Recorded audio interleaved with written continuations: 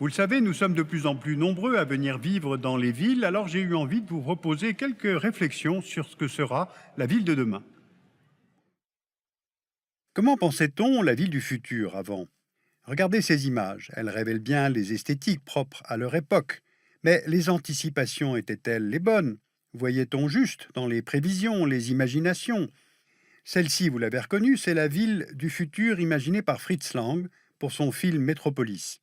C'est ainsi qu'en 1927, certains voyaient les villes à l'avenir, porteuses à la fois de gigantisme, du problème des transports, de modernité et d'anxiété. Maintenant, voilà comment on imagine la ville du futur à la fin des années 50, donc 30 ans plus tard. Et dans ce style graphique, où l'on retrouve l'influence de la bande dessinée, telle Flash Gordon, on repère une ville du dessus et une ville du dessous. Une ville déjà dominée par l'automobile, on voit un monde d'usines qui fument, de skyscrapers qui montent vers le ciel, on voit aussi apparaître les trains hors sol. En fait, on retrouve la même vision que chez Fritz Lang, mais avec plus de couleurs et moins de pollution. Dernier exemple du futur vu d'avant, à Paris. Regardez comment en 1967, on se représentait ce que devait être 20 ans plus tard, en 1987, le quartier de la Défense. Tout est imaginé comme cubique, à l'image de ce que l'on produisait comme architecture dans les années 60 à Brasilia ou à Sarcelles. Alors on ne peut que se réjouir que le prospectiviste se soit à ce point trompé et qu'il n'ait en rien imaginé les ruptures dans l'architecture. La réalité de 2014 est tout de même beaucoup plus réussie que l'imagination de 1967. Alors justement, nous sommes en 2014, donc à quoi faut-il s'attendre pour les années 2050 en termes d'urbanisation? Retenons quelques chiffres de notre histoire récente. En 1700, la population mondiale est à peu près de 650 millions de personnes dans le monde, dont 7% de citadins. En 1910, une population mondiale de 1,7 milliard d'habitants, dont 20% de citadins. En 1950, 2,5 milliards d'habitants sur la Terre, 30% de citadins. En 1980, population mondiale totale de 4,5 milliards d'habitants dans le monde, dont 40% de citadins. Enfin, 30 ans plus tard, en 2013, 7 milliards d'habitants dans le monde et 3,5 milliards de citadins, soit plus de 50% de la population mondiale. Or, le mouvement va se poursuivre. En 2050, on sera 65% de la population mondiale à vivre en ville. Sauf que cette progression n'est pas générale. Sur 100 ans, entre 1950 et 2050, regardez où s'opèrent les grandes croissances urbaines dans le monde. Bien, maintenant recommençons. On voit bien que cette progression, surtout depuis une vingtaine d'années, concerne particulièrement les pays émergents. Ce ne sont plus les villes du Nord qui grossissent, mais les villes du Sud. Maintenant, troisième élément à retenir, la multiplication des villes géantes de plus de 10 millions d'habitants. En 1950, il y en avait deux, New York et Tokyo. En 2011, il y en avait 23, dont 5 seulement au nord. En 2025, il y en aura 37, et la très grande majorité d'entre elles sera au sud. Là encore, le constat est le même, l'essentiel de la croissance des mégacités se fera dans les villes d'Asie et les villes d'Amérique latine. Ces mégavilles sont tout à la fois machines à échanger, à brasser, à innovation et brevets, les lieux pour installer les sièges des multinationales. Elles donnent plus facilement accès à la connaissance, elles élargissent les opportunités d'emploi. Leur productivité est plus élevée en moyenne que dans le reste du pays, et certaines ont même un PIB équivalent à un État. Saviez-vous par exemple que le produit urbain brut annuel de la ville de Shanghai en 2010, c'est-à-dire le PIB, est de 250 milliards de dollars, supérieur au PIB de la Finlande. Les mégacités sont donc d'énormes machines économiques. Donc en termes d'évolution des produits urbains bruts, à quoi faut-il s'attendre là aussi? Nous allons vous montrer les 75 villes les plus dynamiques en termes de croissance de produits urbains bruts entre 2010 et 2025. Les villes en jaune sur la carte sont celles qui ont jusqu'à présent produit le plus de richesses, mais dont la croissance sera assez faible les 10 prochaines années. Il s'agit de Tokyo, New York, Los Angeles, Londres, Paris. Les villes en orange connaissent une progression allant jusqu'à 250% de leurs produits urbains bruts, mais plus impressionnant, ce sont les villes en rouge. Sur les côtes chinoises, la croissance du PUB pourrait atteindre 400%, Et à l'intérieur du pays, ce chiffre pourrait dépasser les 400%. Alors les économistes se demandent toujours si l'urbanisation est facteur d'élévation du niveau de vie, ou si c'est l'élévation du niveau de vie qui entraîne l'urbanisation.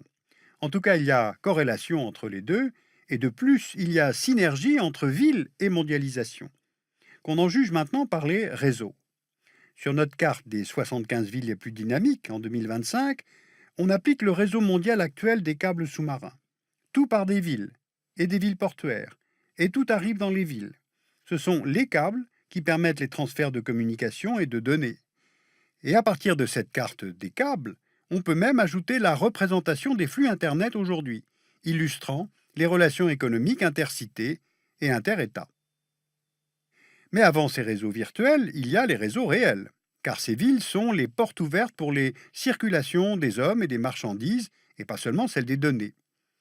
Prenons les villes aéroports. Voici les 30 villes qui regroupent les 30 plus grands aéroports mondiaux.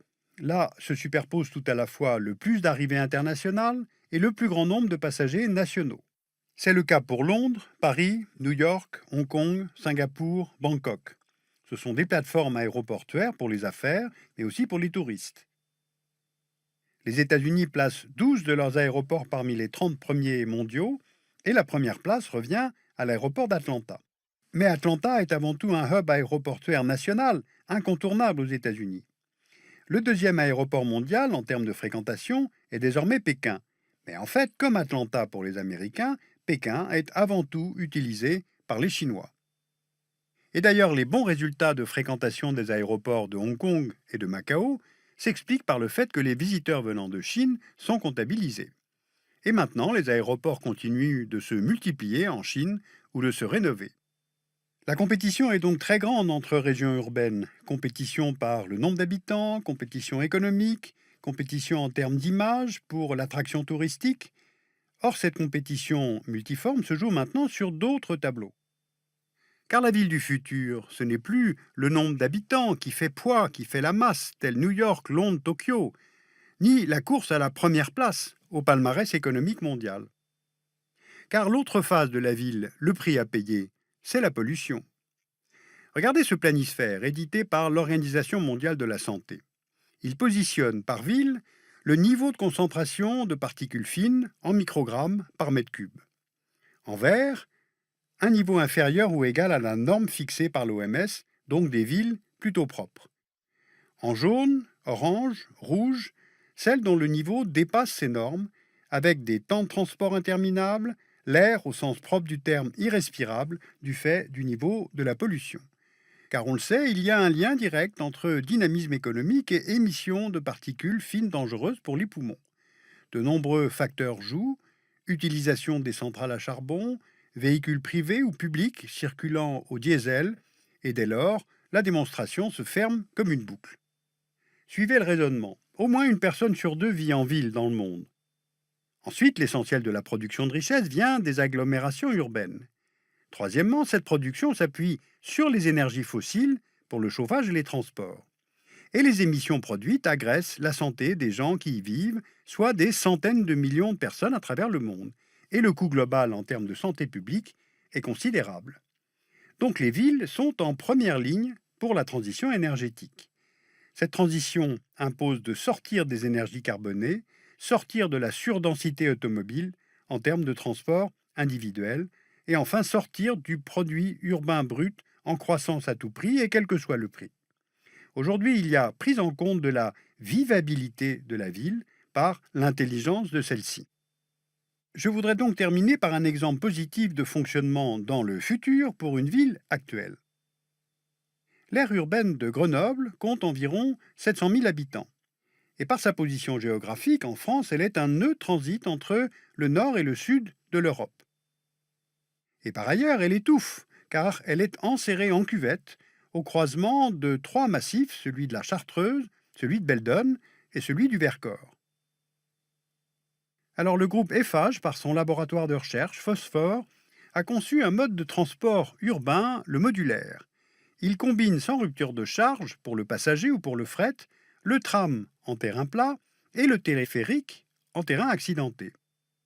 Le câble est une technique de transport particulièrement sûre et déjà très utilisée dans de nombreuses villes dans le monde.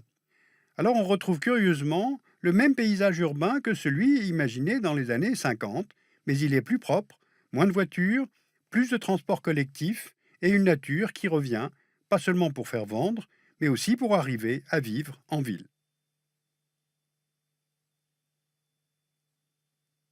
Ce qu'il y a d'intéressant dans ce projet à Grenoble, c'est qu'on voit bien que les ingénieurs et les urbanistes cherchent à penser les ruptures plutôt que penser seulement les continuités. Plusieurs villes mondiales sont déjà en réinvention.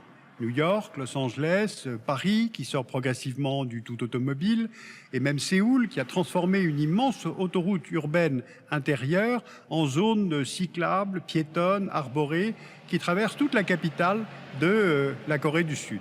En fait, les villes sont beaucoup plus volontaristes et concrètes que les États en matière de lutte contre le changement climatique. D'abord parce qu'elles sont en première ligne face à ce qu'on appelle la transition énergétique, et puis peut-être aussi parce que ce serait la bonne échelle pour piloter les innovations et les changements.